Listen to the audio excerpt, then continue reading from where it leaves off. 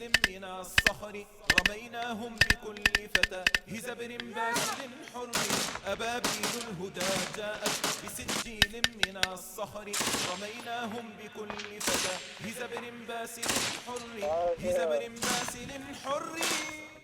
It's an ancient form of storytelling that's being used for modern and violent action.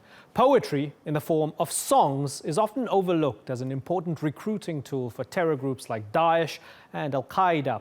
That's according to perhaps the world's foremost expert on what she calls jihadist poetry. It's an unusual title that belongs to a woman with unique expertise. Her name is Elisabeth Kendall, and she spent years studying and translating poetry in publications linked to militants. Her work's taken her all the way to remote tribal areas in Yemen. She says the poetry provides a glimpse into the mentality of terrorists and can help explain why their ideology flourishes. Well, her official title is a Senior Research Fellow in Arabic and Islamic Studies at Oxford University's Pembroke College.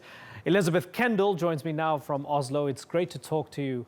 Elisabeth, you have a unique approach. Tell me why you do what you do. Well, thank you for asking me. I do what I do because I feel it's a very neglected field in the West and in intelligence organizations, even in academic organizations. We tend to focus very heavily on the military aspects of jihadist groups or on what they think doctrinally, but we focus less on how the message actually spreads. And I was fascinated to note that about 1 in 5 pages of some, or most magazines of militant jihadist groups actually contain poetry. Yes, it was being skipped over. Now, it wouldn't just be there for fun, it must be there for a purpose. And so I set out to discover what that was. And help me explain how this helps us combat extremism. What can we learn from it to help us put an end to terror? Well, I think what it does is it gives us a glimpse into the hearts and minds of militant jihadists, and also enables us to understand better how they, in turn, secure support, or at least just toleration, and how they win hearts and minds. So it's not just about trying to fight movements by working out how they're using their weapons, what their operational tactics are.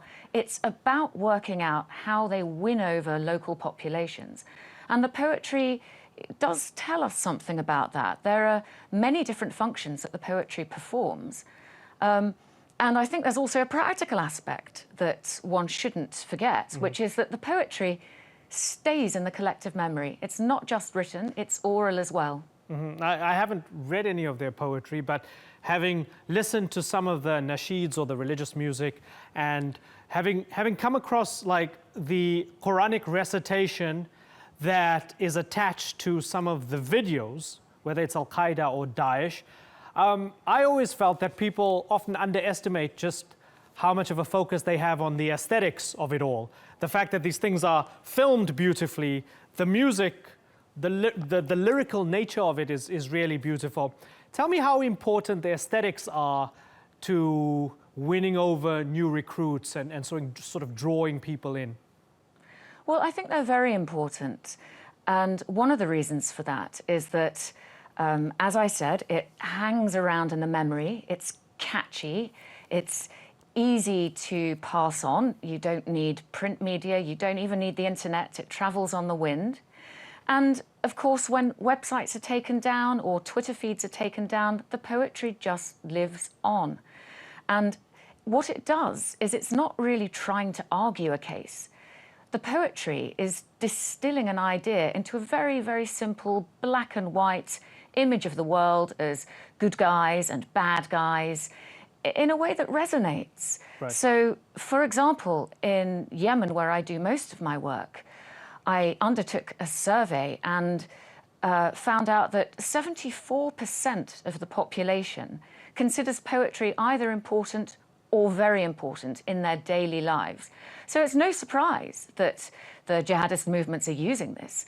They can provoke passion, they can paint an alternative reality from the one that we see on our TV screens, they can truly address hearts and minds. And I'm happy to give you some examples if you'd like some. Give me one example.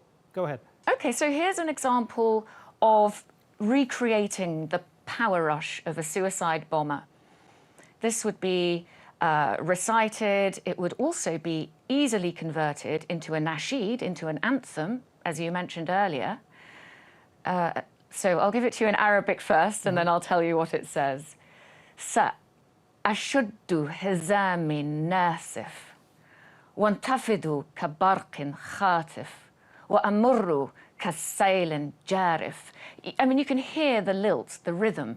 And those lines are basically saying, I fasten my suicide belt, I rush by like a torrential stream, I shudder like a lightning bolt. It's very clever because it peps you up, it provokes passion. And it also uses the ancient desert natural imagery from pre-Islamic poetry, which would resonate so strongly in a tribal environment. Right. It's interesting because in the build-up to talking with you, we played a little clip of a nasheed where there's a kind of reference to Surah Al-Fil in the Quran. You know, very important here, very important moment in Islamic history. So ordinary believers consider this important, and then you have this kind of cannibalizing of it by these groups. So they talk about sort of considering themselves the stones or the birds that went and destroyed the army that was attacking Mecca, right? How much of that do we see where they kind of draw from the well of the tradition and take their own thing out of it and turn to their followers and say, you see, we are the true heirs of this heritage. We have the proper interpretation. Our fight is the fight that began 1400 years ago. Do we see a lot of that sort of thing happening? We do, and you've hit on a very important point here, which is that the jihadist groups today mine the oral tradition, the classical poetic tradition, and lift from it whatever suits. And it's very clever because you'll find that audiences might just be slightly familiar with a poem because it's been passed down through the generations orally or because they learnt it at school. And yet, sandwiched onto it might be something new. By these jihadist groups, they might use an old line that people would recognize and then say something like, talk about, let's say, burning towers in the city, swapped in for burning trees in the desert. And of course, that would make it seem as though something like bringing the Twin Towers down on 9/11 was predestined. So it's a very powerful tool of manipulation. And in my work, I actually discovered that over 50% of the poetry used by al Qaeda in Yemen was traceable to the poetic tradition. So that's quite astonishing. Even poems that we thought were penned today, in fact, were not. But they're put into a context of modern-day terror acts to give them extra legitimacy, to authenticate them. Tell me if I'm wrong in finding a parallel with some of the new far-right movements and the alt-right movements that we're seeing around the world, because you have a lot of young, disaffected men. Maybe they have a sense of victimhood.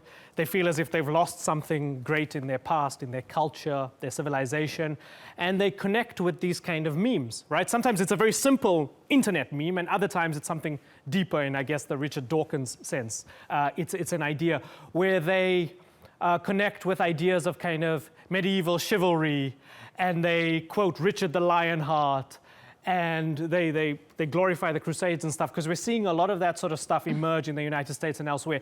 Is that a similar thing that's happening, and can we maybe draw parallels between these two movements? Well, I think you can certainly draw parallels in terms of the search for a lost identity, the desire to go deep into the roots of what you consider to be your authentic culture. In that sense, there are parallels. And I think the nasheeds, the anthems, are particularly resonant for groups of disaffected Muslim youths, perhaps on their way to radicalization in the West. But inside the Arab world itself, inside the Middle East, I do believe that poetry has a special place that perhaps it doesn't have here. And that may be why it's been overlooked for such a long time. It might come as no surprise to you, or it might be a surprise to learn that one of their biggest TV shows in the Arab world is a version of Pop Idol or American Idol or Britain's Got Talent, and it's about poetry. It's Poetry Idol. It's about picking the best poet. So it has over 70 million viewers. So that just gives you a sense for how powerful poetry still remains today. Elisabeth Kendall, it was super talking to you. I hope you'll come back on the program. We need to chat some more, but I've got a wrap for now. Thanks so much for joining us. Inshallah.